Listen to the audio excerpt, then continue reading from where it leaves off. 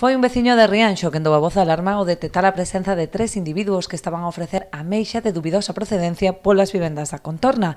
Ata o lugar desprezouse un equipo da policía local. Ao decatarse da súa presenza, os furtivos deronse a fuga nun vehículo, pero foron interceptados minutos máis tarde nunha estrada secundaria no concello de Dodro.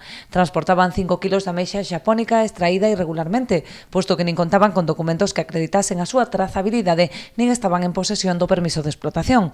Ante esta situación, a policía contactou co Servizo de Gardacostas para proceder coa correspondente acta de infracción. Ademais de por venda ilegal de marisco, os 3 furtivos serán denunciados por un delito de desobediencia á autoridade, por tentar darse a fuga, así como polo incumprimento do confinamento establecido na declaración do estado de alarma. No caso do condutor, impútaselle tamén un delito contra a seguridade viaria por conducir baixo os efectos das drogas, posto que deu positivo no consumo de varios estupefacientes. O marisco incautado pola policía local foi entregado á Confraría de Pescadores de Rianxo para a súa devolución aos bancos marisqueiros locais, mentres que o vehículo incautado quedou depositado nun inmoble de Ávila á espera de ser trasladado ás instalacións que o Servizo de Gardacostas ten para almacenaxe deste tipo de incautacións. A Consellería do Mar agradece a colaboración cidadá en casos como este, o tempo que fai un chamamento á cidadanía para mercar únicamente produtos comercializados a través de canles legais.